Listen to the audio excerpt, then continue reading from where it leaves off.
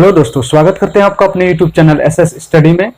तो दोस्तों, नए सेगमेंट के साथ आज हम फिर से हाजिर हैं और आज हम चर्चा करने वाले विटामिन के ऊपर। जितने भी विटामिन होते हैं उसे ट्रिक के माध्यम से आपको बताएंगे। रासायनिक नाम जो होते हैं विटामिन के, किस विटामिन का क्या रासायनिक नाम है उस पर हम चर्चा करेंगे। विटामिन के बारे में आज हम पूरा कॉन्सेप्ट क्लियर कराने वाले हैं ट्रिक के माध्यम से।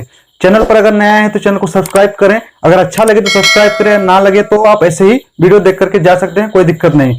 तो सबसे पहले आपको बताते चले कि हमारे चैनल के माध्यम से कॉन्सेप्ट वाइज भी क्लासेस कराए जाते हैं, यानी बिल्कुल डिटेल में भी क्लासेस कराए जाते हैं। आप प्लेलिस्ट में जाके देख सकते हैं। तो आज हम जिस विषय पर चर्चा करने वाले उस पर हम आते हैं, टॉपिक पर आते हैं। आज हम चर्चा करने वाले हैं विटामिन, जितने विटामिन हैं उसके जो रासायनिक नाम है उस पर कई बार परीक्षा में प्रश्न पूछे जाते हैं। और साइंस का जो सेगमेंट होता है, वो साइंस का जो टॉपिक होता है वो हर परीक्षा में ज्यादा से ज्यादा प्रश्न पूछे जाते हैं। तो ये जीव विज्ञान के अंतर्गत आता है, इसलिए प्रश्न और अधिक पूछे जाने की संभावना है। तो सबसे पहले हम चर्चा करते हैं विटामिन की। विटामिन का कार्य क्या होता है? तो विटामिन किसी प्रकार का कोई एनर्जी नहीं देता है, कोई कैलोरी नहीं देता है शरीर में। यानी कि विटामिन का कार्य होता है रोग प्रतिरोधक क्षमता को बढ़ाना और अपापचय क्रिया को बढ़ाना, यानी डाइजेशन पावर वगैरह जो होता है उसे बढ़ाने का कार्य करता है विटामिन। और इम्यून पावर को बढ़ाता है, यानी प्रतिरोधक क्षमता को बढ़ाता है विटामिन। विटामिन का बस यही कार्य है। तो विटामिन के बारे में चर्चा करते हैं। सबसे पहला पॉइंट जो आता है विटामिन का वो है विटामिन की खोज किसके द्वारा किया गया था? तो 1911 में फंक नामक वैज्ञानिक द्वारा किया गया था विटामिन का खोज।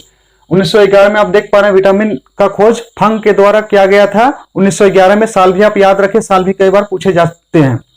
अब बात करते हैं ट्रिक्स का। ट्रिक्स थोड़ा फनी टाइप का है, लेकिन याद करने के लिए फनी भी याद करना जरूरी होता है। आज का ये हमारा जो ट्रिक है वह अमूमन हम जब किसी बच्चे को रोते हुए देखते हैं तो उसे टॉफी देकर के चुप कराने का प्रयास करते हैं। तो कोई बच्चा अगर रोता है तो उसे हम कहेंगे, बस यही कहेंगे, आप देखेंगे, देख करके आप समझने का प्रयत्न करेंगे। मैं भी समझाने का कोशिश करूंगा। रथ पर एक टॉफी है, रथ पर एक टॉफी है, पर और है को साइलेंट कर देना है, लेकिन पढ़ने के लिए बस बता रहे हैं। रथ पर एक टॉफी है, आपको याद करना है। ए बी सी डी ई और के विटामिन का आपका पूरा क्लियर हो जाएगा कॉन्सेप्ट के साथ। तो विटामिन ए का बात करें तो ए को रेटिनॉल कहा जाता है, बी को थायमिन कहा जाता है, यानी रथ हो गया। सी को स्कॉर्बिक एसिड कहा जाता है, डी को कैल्सीफेरॉल कहा जाता है, यानी ए को एक क्लियर हो गया। रथ एक टॉफी, रथ एक टॉफी, रथ हो गया और एक हो गया, टॉफी बचा।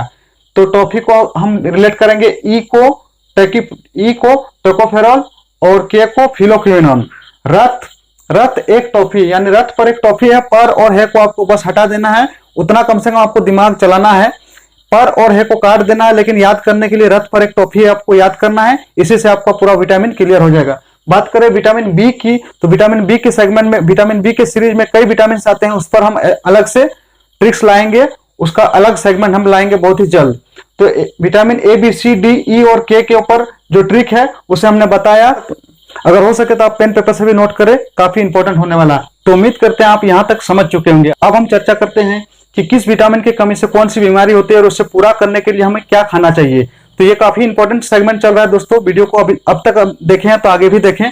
तो कहता है कि विटामिन ए, यानी ए को रेटिनॉल कहा जाता है, इसकी कमी से रतौंधी नामक बीमारी होती है, जिससे रात में देखने में दिक्कत पैदा होती है, यानी जिसे नाइट ब्लाइंडनेस कहा जाता है दोस्तों। तो इसे दूर करने के लिए गाजर तथा आम और पपीता भी होता है। तो इसमें स्पेस की कमी के कारण नहीं दिया गया है। तो काफी ऐसे फल होते हैं जिसमें विटामिन ए प्रचुर मात्रा में पाया जाता है। गाजर, पपीता, पके हुए आम, इस प्रकार के फलों में विटामिन ए प्रचुर मात्रा में पाया जाता है। विटामिन बी की बात करें तो थायमिन इसका रासायनिक नाम है। ट्रिक के माध्यम से आपको बता चुके हैं। बेरी नामक बीमारी इसकी कमी से होता है। और दूध, अंडा और मछली में इसमें प्रचुर मात्रा में पाया जाता है विटामिन बी। सी की बात करें तो एस्कॉर्बिक एसिड कहा जाता है। तो एस्कॉर्बिक एसिड हमारे बॉडी में काफी इंपॉर्टेंट रोल प्ले करता है। इसकी कमी से स्कर्वी नामक बीमारी होती है, जो कि मसूड़े से संबंधित है। और यह बीमारी, इस बीमारी को दूर करने के लिए आंवला और खट्टे फल का जो ज्यादा से ज्यादा सेवन करना चाहिए। तो इस प्रकार हम कह सकते हैं कि एस्कॉर्बिक एसिड विटामिन सी का रासायनिक नाम है। इसकी कमी से मसूड़ों की बीमारी होती है, जिससे एस्कॉर्बिक कहा जाता है।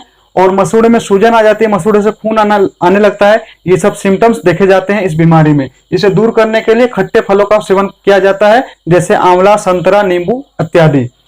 विटामिन डी की बात करें तो कैल्सीफेरॉल कहा जाता है। इस बीमारी का सबसे जो महत्वपूर्ण, जो इसकी कमी से जो बीमारी है वो रिकेट्स होता है। और इसे दूर करने के लिए जो डॉक्टर्स सलाह देते हैं, सूर्य का प्रकाश सबसे कारगर सिद्ध होता है इस बीमारी को दूर करने के लिए। दूध, अंडा और सूर्य का प्रकाश इसके लिए काफी कारगर सिद्ध होता है। सुबह का सूर्य का प्रकाश जो होता है वो काफी यूजफुल होता है।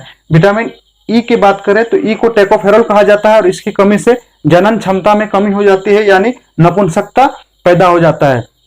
और इसे दूर करने के लिए यूज किया जाता है, प्रयोग किया जाता है हरी सब्जियों का। और भी कई ऐसे फल में पाए जाते हैं विटामिन ई, तो इसे आप याद कर ले। तो फाइनली बात करते हैं अंतिम विटामिन यानी विटामिन के की।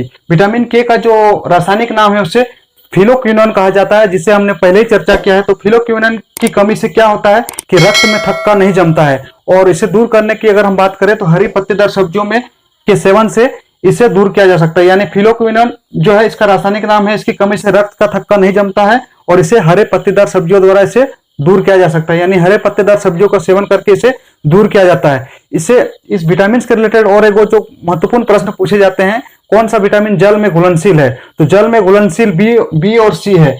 बी और सी जल में घुलनशील है। इसके अतिरिक्त जितने भी विटामिन है बी और सी को छोड़ करके सभी वसा में घुलनशील है। इसे आप याद कर ले, काफी इंपॉर्टेंट है। बी और सी को जल में घुलनशील वाला विटामिन कहा जाता है।